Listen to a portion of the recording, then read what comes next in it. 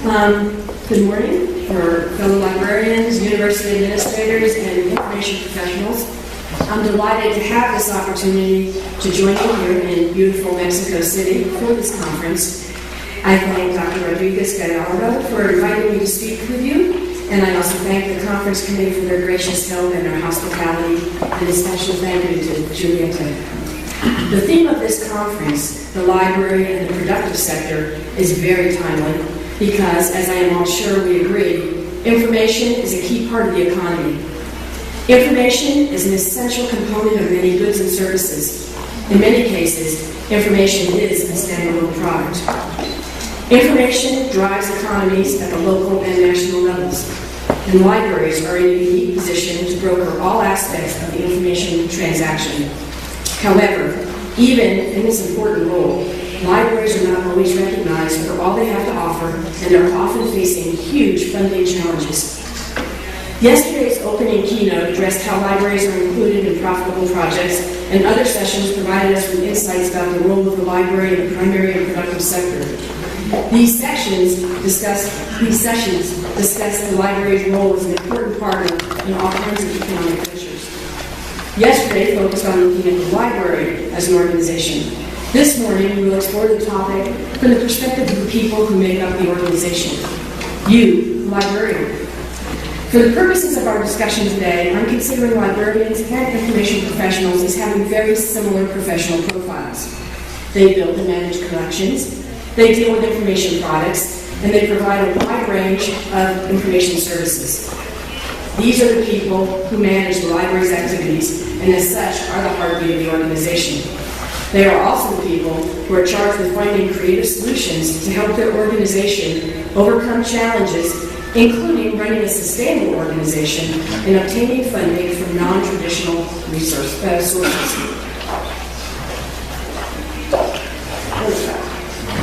So, why was I invited to come and talk with you about these challenges? You heard a little bit about my background. And how can I help you think about what it takes to overcome these challenges? This is an area that I have a lot of experience with as an individual, as an executive in an information-intensive organization, as a researcher with strong ties to U.S. national laboratories, and now as a university administrator. I never practiced as an economist, although I have that degree.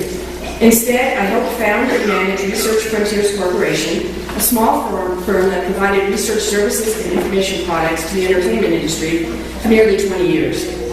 For the last decade, I have been an academic researcher working closely with scientists, academic librarians, and other information professionals.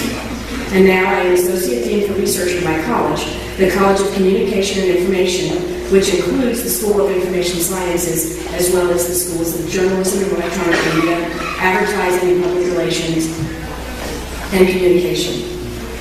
Each of these experiences has included either providing or studying information goods or services. In most cases, I have worked in emerging areas. For example, my firm created databases that helped entertainment executives better understand and predict the performance of their product. In the late 1990s, I began working with digital libraries, focusing primarily on issues related to adoption of digital library technologies and enabling document creators to self-archive. For the last 7 years, I have been concentrating on big data and the role of widely distributed teams in using data to address major scientific questions, what we call the grand challenges of science. Emerging areas are difficult to engage because they're often undefined and ambiguous. However, the challenge of going beyond what is already established can be very rewarding. The rewards include personal satisfaction that comes from helping others and introducing new services to the community. Importantly for today's discussion, the rewards also include opportunities to be supported by new funding streams and funding models. Just yesterday, Dr. Matarazzo noted new research areas are a challenge and also an opportunity. How can a librarian be prepared to take advantage of these opportunities? Based on literature in the information sciences and business, as well as my own experiences, I believe it all begins with an entrepreneurial spirit. Let's begin by thinking about what it means to be entrepreneurial. Many people think being entrepreneurial means running a small business, taking financial risks and seeking monetary profit. They might think of successful entrepreneurs like Bill Gates or David Martinez. But there is more to being entrepreneurial than running a traditional sector business. Entrepreneurial thinking can apply to organizing and managing any kind of enterprise, including those that take place in a library or other information organization. Being entrepreneurial means that someone is taking initiative, balancing risk, and utilizing strategic vision. It means you are willing to take constructive risks to help a project succeed. In the context of libraries, it's useful to think of entrepreneurship as being on a quest. In literature, a quest is often undertaken because of a challenge or crisis. While a crisis can make us uncomfortable, it can also be the foundation for something positive. As a U.S. government official said at the height of the U.S. economic crisis, and I quote, "This crisis provides the opportunity for us to do things that you could not do before. You never want to take a serious crisis to go to waste." Entrepreneurial spirit means we embrace the crisis and use it to motivate new funding opportunities. An entrepreneurial quest is about more than money, though. It is a journey to make the world better for the user communities we serve and to improve our own organization, including its long-term sustainability. Sheila Genus noted in his column, "Special Librarians and Entrepreneurs Within Organizations," and I quote again, "An entrepreneurial approach will not only impact individual users, it will also produce a vision for the library's important place within an organization as a whole." This journey is familiar in that it aligns with one of our professional values, being service-oriented. This journey also frees us to think about our organization in new ways and to creatively address problems. In addition, the journey allows us to think about the information problems in our user communities. We can demonstrate our value to our user communities by sharing our solutions to problems in emerging areas, and this will often attract supplemental funding. A little later, I'll share an example of entrepreneurial quests and their outcomes. I believe each of us has the capacity to be an entrepreneurial spirit. So let's start by talking about the skill set that allows you to effectively embrace this entrepreneurial spirit. There is a saying that a building is strongest when its foundation is assembled brick by brick. The skill set that serves as a foundation for the entrepreneurial spirit has 3 bricks: information expertise, communication, and situational knowledge. The primary and most important brick is information expertise. Each of us in this room is an expert in some aspect of information creation, information storage, information use, information retrieval, or information behavior. Collectively, we understand how to learn about people's information needs and how to fulfill those needs. We are knowledgeable about metadata, ontologies, semantics, and provenance. We understand how to build, maintain, and use technologies for handling all aspects of the information lifecycle. Each expertise includes powerful tools that we can use to serve our user communities, whether they are students, faculties, researchers, scientists, or, as we heard on the session on agriculture, end users such as farmers or decision makers. The second brick is communication. Being a librarian or information professional situates us in a unique place where we have the opportunity to move across disciplinary silos and introduce interdisciplinary dialogue. For example, our information expertise allows us to enable disciplines to share information more readily with metadata crosswalks that help translate the language of one discipline into something meaningful to another discipline. However, we must also be able to communicate effectively with people to help them express their information need. We also need to facilitate their information transaction. Having sharp interpersonal communication skills, whether written or spoken, is a key. Additionally, we need to understand how to communicate within an organization. Identifying an organization's communication channel and knowing how to utilize these channels and how to build new channels for increased understanding across an organization is an essential skill. The third brick is situational knowledge. This refers to knowledge that comes from a specific situation. For example, it is common to refer to learning from experience.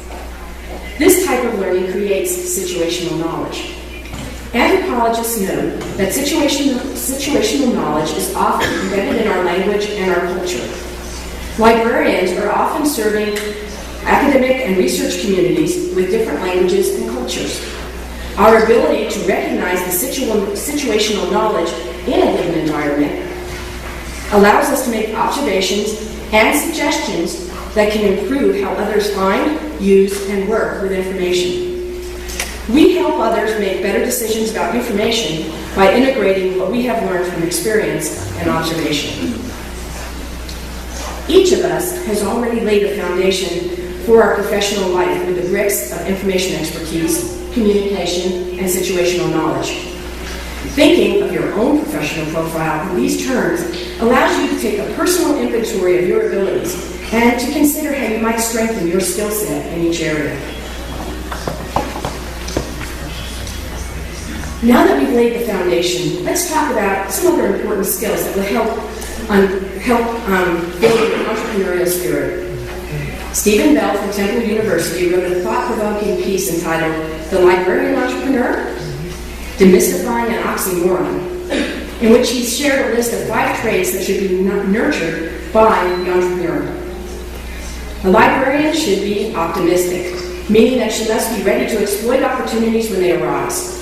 An example would be keeping an eye on new kinds of information services offered by aspirational peers and having a plan to introduce them if the situation presents itself. A second trait is creative genius. Most of us are not gifted with this wonderful trait, but we are surrounded by colleagues who can help us generate great ideas. The next trait is persistence. This means you must be willing to continue pushing for your idea, even if it is initially rejected or it fails. Bell notes that Tim Berners-Lee had a paper about hyperlinking rejected from an internet technology conference, but as we all know, it was a revolutionary idea that changed the face of information services. The fourth trait is having the ability to connect the dots. This means being able to look at disparate trends and seeing that there are many possibilities that may not have been yet realized. There are many examples of this in industry, such as Twitter linking internet technologies and our desire for quick, pointed communication. The final trait, risk-taking, is one we've already touched on. The key is to be a smart risk-taker. Do your homework so you're limiting your exposure and your gain will exceed your risk. A library entrepreneur is most successful if his actions integrate well within the context of the full organization. To do this, you must understand the library's business vision. In most cases, a business vision has 3 components: the core values, the core purpose, and the visionary goals. The core values reflect the underlying values of your library. A core value statement may say something like, "The library is the center of the intellectual life of this university." The core purpose describes the reason your library exists. This may sound something like, "The library engages with the university's mission to provide access to scholarly resources through the expertise of librarians and staff." Finally, the visionary goals are the milestones that your library wants to achieve in the long term.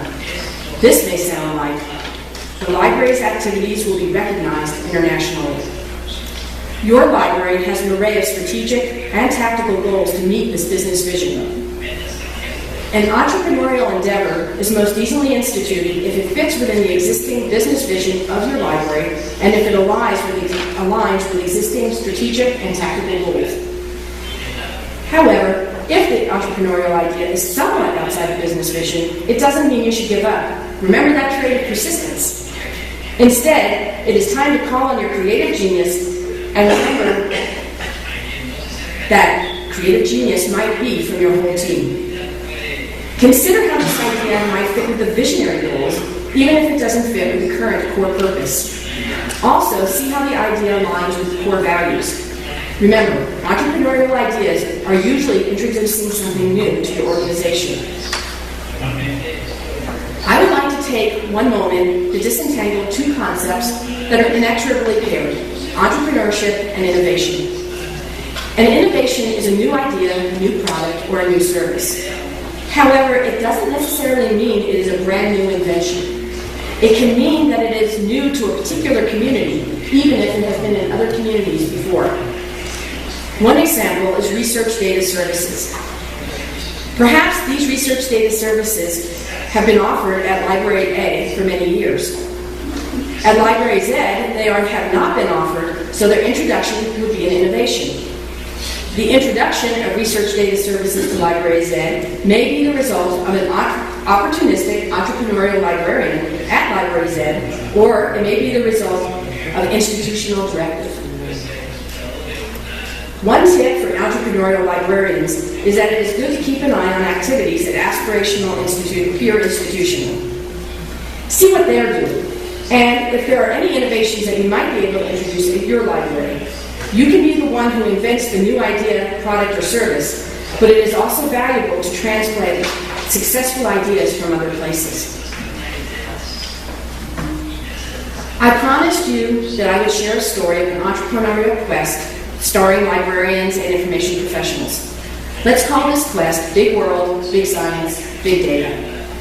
To begin this quest, I need you to step away from the fences created by the intellectual domains we commonly associate with information organization. Try to imagine looking at a bigger picture.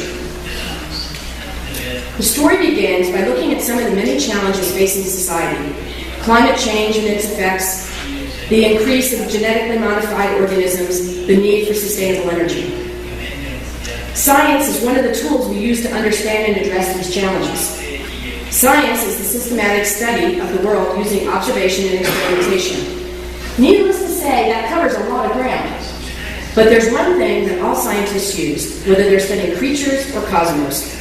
To shamelessly quote Tolkien, there is one ring to rule them all, and that's data. The foundation of science is data. To do science, scientists need open, persistent, robust, and secure access to well-described and easily discovered data. When science features one investigator or a small team, data management is not too difficult. However, as science has grown to encompass modeling and large geographically distributed teams, the data problem has grown. Data management is the domain of librarians and information professionals. This is the entrepreneurial opportunity, seeing the need of scientists and matching it to our first building block, information expertise.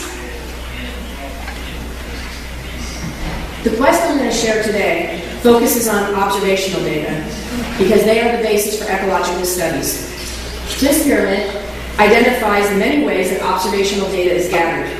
At the bottom are data gathered by remote sensing instrumentation, which includes Landsat satellites that collect spectral information from Earth's continental surfaces. Data on a broad scale is also collected from volunteer and educational networks. Extensive science sites, such as the Long-Term Ecological Research Network, which has stations in Latin America, support rigorous site-based research on the regional and continental scale.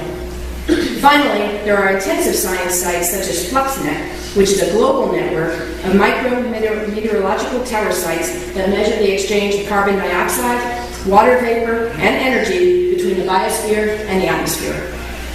There are many places where librarian skills can facilitate the process of helping scientists share and integrate these data into larger models. The data from these observations have a life of their own. The circle in this figure illustrates the steps of data creation and use. It begins when the research is planned and data collection begins. The next 3 steps are the foundation for long-term access. The final 3 steps, in gray, illustrate data discovery and use. The quadrants represent the challenges that librarians and information professionals can address. Below the challenge is a section noting the opportunities that are available in terms of the information services and products that can be offered. For example, the top left quadrant encompasses the data activities of integration and analysis. At this point, the challenge is related to what we call the fourth paradigm, which refers to science that is more collaborative, more data-intensive, and more computational than ever before. The opportunities for librarians and opportunity to develop an information product such as tools to support analysis across data sets from different sources. Recognizing this need led to a strong collaboration by a team of researchers at my university and teams at several other universities and research laboratories across the United States. This collaboration resulted in a large cyber infrastructure program called Data One, which stands for Data Observation Network for Earth. Data One is building a distributed framework and sustainable cyber infrastructure to serve as the foundation for innovative environmental science. Data One aims to support the access, preservation, use, and reuse of multi-scale, multidiscipline, and multinational science data. In 2009, Data One was funded by the United States' National Science Foundation for 5 years, and we just received funding for Phase 2 over the next 5 years. Participation in Data One required an entrepreneurial approach from the very start. For example, at the first planning meeting, I was the only member of the library community, and it was unclear how we, librarians and information professionals, might fit into cyber infrastructure design. As the project began to take shape, 2 librarians from my university, University of Tennessee, academic library, saw the value of their community of users and worked to bring the idea to the library administrators and other librarians. While their efforts met with support, it required them to have an entrepreneurial spirit. Eventually, the library used participation in this project as one of the reasons to support their request for a new position from the university for a data librarian. The request was fulfilled by the university. Full-time librarian for data. The Data One project provided my college and the university library with several $1 million in funding that supported research into data behaviors of scientists and development of an institutional data repository. It was funding that was beyond our normal funding streams. It has provided the School of Information Sciences with the ability to extend our teaching and research mission and has allowed the library to be on the forefront of the data research services discussion. The organizational chart from the first phase of Data One highlights how this project was structured to encourage participatory design from all disciplinary communities by engaging a large number of researchers in a flexible structure. Participatory design depends on learning from our users. My colleague, Dr. Carol Teneker, Chancellor's Professor at University of Tennessee and a renowned researcher in the information discipline, was a key person in designing the framework for hearing from our stakeholders. Data One assessments include surveys, usability testing, and building personas. In Phase 2, we have developed a strategy for understanding the user experience and are involved in the design phase of new provenance and semantic tools. It is worth noting that the User Experience Laboratory in my college and the services it provides have been enhanced by participation in Data One.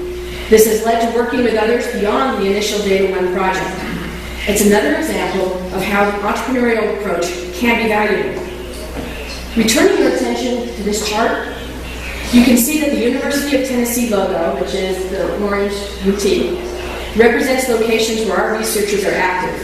The orange circles are locations where our colleagues from the nearby National Laboratory are active.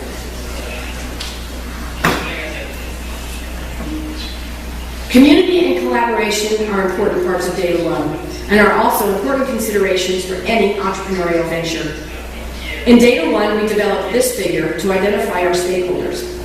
Scientists working in a variety of different contexts are the center of our universe. Beyond that, there are a range of other stakeholders, including policymakers, teachers, and what is particularly important to me, librarians and information professionals. What can make collaboration a challenge is that each of these stakeholders comes from a different disciplinary culture with differences in vocabulary, motivation, and paradigmatic approaches. In any circumstance, stepping outside your culture can create uncertainty and ambiguity. But what exactly does that mean? Take a moment to look at this picture. You might see a young woman with her head turned completely over her shoulder, looking off into the distance, or you might see an older woman with her chin sunken into her chest. Which is right? They both are. It all depends on your perception.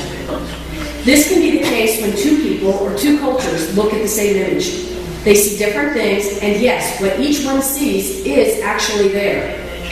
This ambiguity can lead to misunderstandings, and this uncertainty can lead to a reduced ability to share ideas, or in reference to this entrepreneurial quest, a reduced ability to share data. In the case of Data One, the librarians have been instrumental in finding ways to facilitate communication with each group of stakeholders, which has strengthened the overall collaboration. They have established their value in the enterprise and have a large role in Phase 2 as well. Based in the communication academic literature, we can identify some other specific communication concepts that are useful for entrepreneurial librarians to think about. The first concept, code switching, helps us work effectively in fluid environments. Code switching occurs when speakers seek approval in a social situation by aligning their language and communication patterns with others in the group. In the world of information, being sensitive to code switching can be helpful to bridge the gap between the vocabularies of different domains. Speaking in a manner that is familiar to others makes them more comfortable, and that facilitates more successful outcomes. This aligns well with what we heard from Senor Gutierrez yesterday. Change your words, change your world. The second concept that has relevance for communicating in the information environment is cultural proximity. This communication theory is based in mass media, and it posits that people will be attracted to media from their own culture regardless of their geographical location. Let's look at how this concept might apply in the context of information science. It suggests that domain scientists are most comfortable with scientists who come from their own domains or closely aligned ones. Understanding this concept can help librarians identify areas that can benefit from extra services supporting distributed communication. It can also signal areas that might be limited by researchers being unwilling to step outside their own disciplinary boundaries, and which would benefit from support connecting them to other communities. These could well be entrepreneurial opportunities. The final communication concept is cultural dimensions. This concept identifies specific dimensions of culture that can be explored. Experts in international communication, management, and negotiation regularly use this concept. In the science information context, it's also a useful tool for building an understanding of the cultures in different science domains. For example, it can be used to identify strategies to help scientists cross between domains as teammates and as analysts of diverse big data sets. The dimensions include looking at how the culture views individualism versus collectivism. Other dimensions are tolerance for uncertainty, degrees of power distance, masculinity versus femininity, etc. We have talked about the entrepreneurial spirit and how entrepreneurial ideas can help you address challenges faced by your library, including sustainability through non-traditional funding sources. We've explored the skills that enhance your ability to pursue entrepreneurial activities and the way to consider how it fits into your organization. I shared a little bit about one project that required entrepreneurial spirit and some of the outcomes from those activities. There are 3 items I would like to address before we close. First, risk is an inherent part of life and is a very real experience for library entrepreneurs. Economic logic dictates that risky propositions are not smart. In most cases, an entrepreneurial proposition is risky because the conditions for success may be outside your control. You may have miscalculated the demand or not had enough information for sound strategic planning. There is a way to mitigate this risk by testing your assertions to find out if your idea fits economic logic. One approach is the lean startup method, advocated by Eric Ries. His approach provides a way for you to verify that people want your product before you spend a lot of money and time building and implementing it. If you Google lean startup method, you'll find some very helpful materials online. While this is geared towards business, it is a useful tool for libraries that are addressing challenges with entrepreneurial approaches. Another powerful tool to supplement this is the business model canvas, seen on the bottom here. This tool is introduced in Osterwelder and Pignar's book, Business Model Generation. And if you Google Business Model Canvas, you'll find the page and you can download it for free. The Canvas provides an organized way to address all the different aspects of your new idea. It helps you create hypotheses about your idea and test them by talking to your users, other experts, suppliers, and others. Time is precious, and a lack of time can cause entrepreneurial ideas to wither and die. The Business Canvas process saves you time by focusing your thoughts on the key aspects that predict an idea's success. The second item I'd like to talk about are a couple tips for library entrepreneurs. I'll share Stephen Bell's 7 tips and add a few of my own as well. First, it's important to listen and observe, since that is how you'll learn from others and from your user community. Second, understand that introducing and implementing ideas will take hard work. Third, encourage creativity and innovation in yourself and in the people around you. Fourth, a good strategy for reducing risk is focusing on idea evolution rather than idea revolution. Sixth, think 2 or 3 years out rather than focusing on the immediate crisis. And seventh, be a problem finder rather than a problem solver. What that means is think about where the problems may be coming rather than waiting for the problems to show their head to you. There are many other good tips, but I would like to add 3 to make a top 10. The first is be bold. When you have an idea, believe in it. If you don't champion your idea, it will never be heard, and that could be a huge loss for your library. The second is be unafraid to ask your colleagues for ideas. Colleagues at your institution or other institutions can offer advice and insights that can help you, even if you must choose to take a different path. And third is take satisfaction from the journey of the quest, even if the outcome isn't exactly what you wanted. There will be value in going through the process, even if you don't see that value immediately.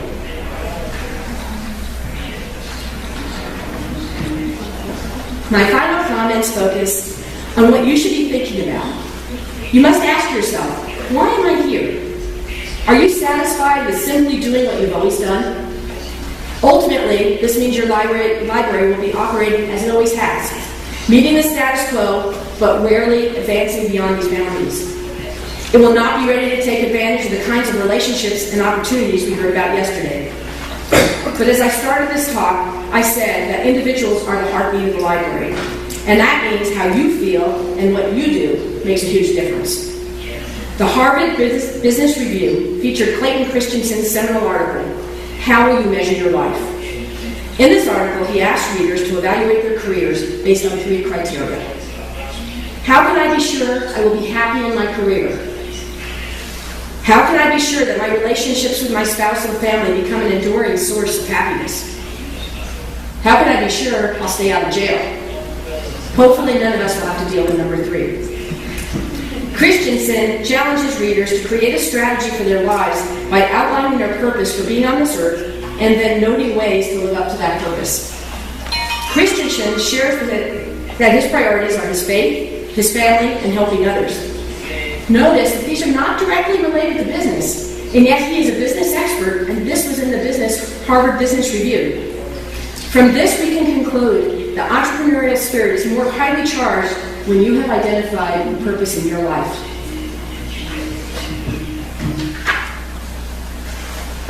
The famed psychologist Frederick Herzberg asserted that the most powerful motivator in our lives isn't money, but the opportunity to learn, grow in responsibilities, contribute to others, and be recognized for achievements. A whole genre of research, starting with Peter Drucker, explores this. The new transdiscipline of neuroleadership, while not fully integrated into academia, suggests there is physical evidence to demonstrate that our relationships, rather than our checkbooks, are what really motivates us. As librarians and information professionals, we set our sights on helping people and changing the world by providing our information expertise. I believe that through these activities, we can cultivate self-fulfillment and find this enduring source of happiness in our lives. One way to do this is to take our fate into our own hands through nourishing the entrepreneurial spirit and using that to improve our professional lives and our library's sustainable future. Looking out among you, I see that fire in all of you, and I know you can do it. Thank you.